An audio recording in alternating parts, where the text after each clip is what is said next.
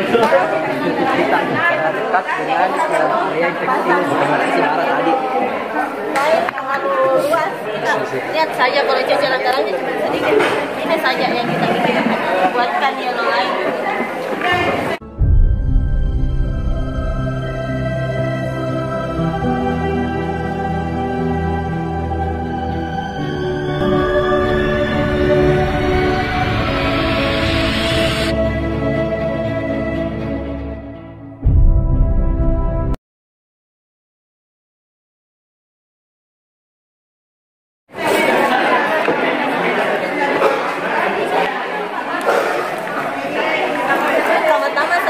Masker rumah tangga yang dipakai kalau benda mati, misalnya ada standar untuk PPI itu kalau benda mati harus menggunakan handscoon rumah tangga. Haram hukumnya untuk menggunakan handscoon on steril atau handscoon steril. Kita menggunakan handscoon rumah tangga.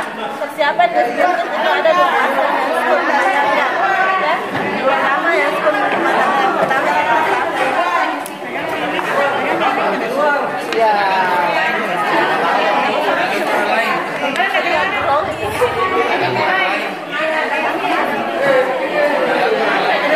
Udah didengar.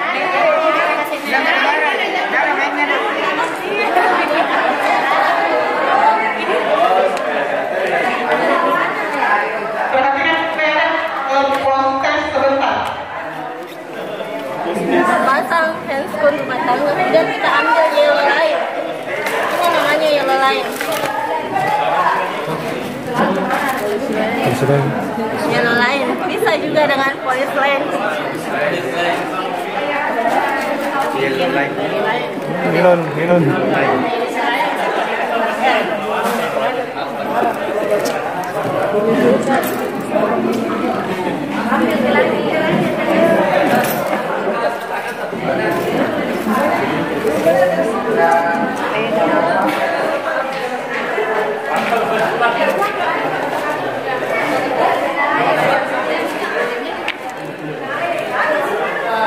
Dan kita gunting kan di sini. Setelah itu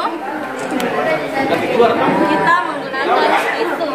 Pasti di spill kit selalu tersedia tisu kering.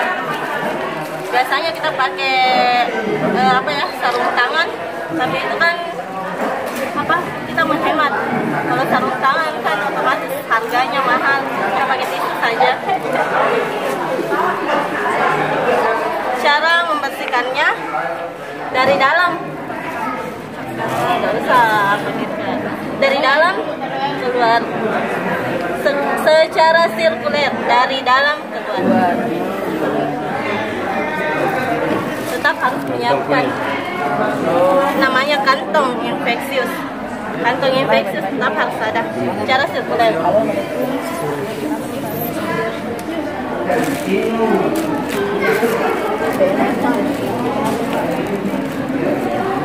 Tidak bisa ini yellow line atau atau yang kalau belum bersih diulang-ulang sampai bersih.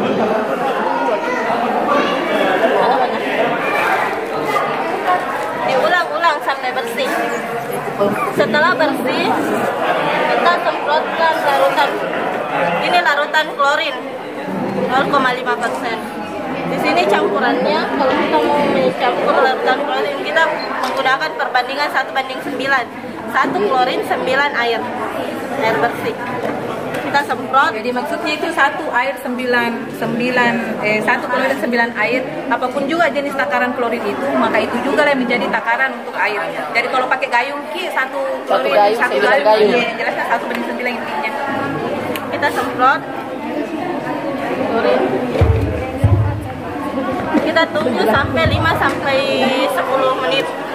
Ya, kenapa 5-10 menit? Karena 5-10 menit itu mikroorganisme yang ada di dalam, sekiranya misalnya ada di dalam darah tersebut atau cairan tersebut itu bisa mati mikroorganisme itu setelah 5-10 menit.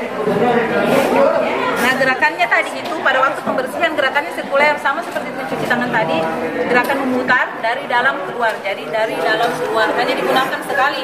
Jadi kalau tisunya tadi sekali dipakai langsung kasih masuk di kantong. Jadi ulang-ulang, oh masih ada di belakangnya. Kasih sayang untuk dibuang misalnya. Kalau sudah dipakai satu kali langsung diambil. Karena standarnya memang seperti itu, selalu menggunakan single use. Sekali pakai.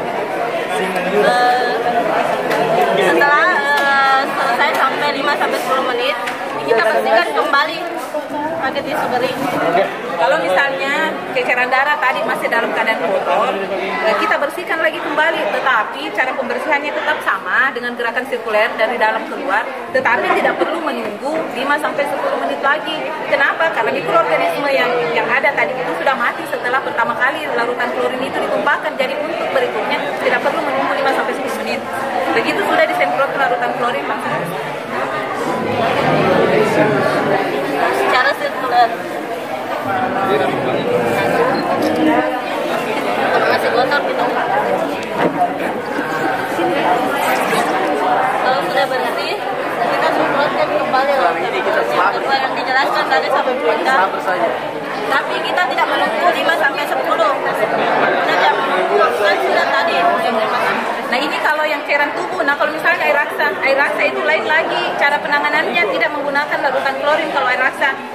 Seandainya misalnya ada air raksa yang tertumpah, ya kita gunakan bubuk sulfur untuk membersihkan air raksa itu. Ada bubuk sulfur namanya, makanya ya makanan aku sobangan. Ya kita menggunakan bubuk sulfur, langsung gini bubuk sulfur langsung kita tuang ke sini secukupnya. Dari raksa itu langsung kita tuang ke bubuk sulfurnya secukupnya. Sampai banyak raksa itu tempat di dalam bubuk sulfur. Berapa banyak? Sesuai dengan maksudnya sampai air raksa ini sudah tertutup terserap oleh bubuk sulfur itu. Kalau banyak-banyak bubuk sulfur mau berlebihan juga tidak apa-apa. Tapi yang jelasnya intinya adalah terserap itu air raksa yang ada.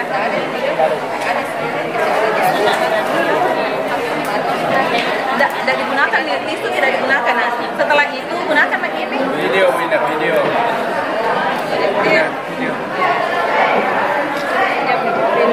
Ya, tuang. Ya, alat yang ini masukkan lagi di kantong yang lain. Selalu di label kiri kalau infeksius, label kiri ini kan infeksius ceritanya nih. Ini label kiri dengan kuning. Kalau tidak ada kantong kuning, pokoknya harus ada kuningnya. Nah, setelah itu apa gunanya handscoon yang kedua ini, handscoon rumah tangga yang kedua, kenapa harus ada 2 di dalam? Nanti kita lihat sebentar. Setelah itu selesai semua, kita bersihkan ini, buang, masuk ke sini. Ini kita buang ke tempat sampah infeksius. Setelah kita buang ke tempat sampah infeksius, handscoon yang kita pakai tadi kita lepas, simpang ke sini. Kemudian kita memakai handscoon rumah tangga yang kedua. Ya, Mas sayang. Fungsi dari handscoon rumah tangga kedua ini dipakai sebentar untuk melakukan dekontaminasi dan melakukan precleaning, bilas dan lain sebagainya. Kenapa? Karena kalau precleaning itu artinya merendam, precleaning adalah merendam. Itu kan larutan klorin itu keras sifatnya. Nah kalau kita tidak menggunakan alat pelindung, gunanya alat pelindung diri adalah melindungi kita, safety kita dan safety orang lain itu intinya. Gunakan ini pada saat precleaning itu. Untuk merendam larutan dengan larutan klorin, alat-alat yang ini. Nah ini sama caranya dekontaminasinya. Rendam ki dulu sama 5-10 menit, kemudian lakukan ki pembilasan, sudah dibilas baru dicuci, sudah dibilas lagi baru kemudian dikeringkan, kalau ini tidak perlu disterilkan karena sudah steril tadi dilakukan, kalau ini sudah cukup dikeringkan sudah bisa dipakai di steril.